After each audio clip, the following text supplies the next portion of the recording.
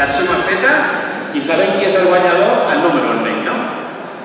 Pues si és tan amable el senyor alcalde de dir-nos qui és el número, sense dir la puntuació, sinó el número que ha guanyat. Sí, sisplau. Doncs el pa guanyador és el número 4. 4. Pues si és tan amable d'obrir el sobre per saber qui és el número 4. El pa de pagès català guanyador de l'any 2018 és pel pa número 4,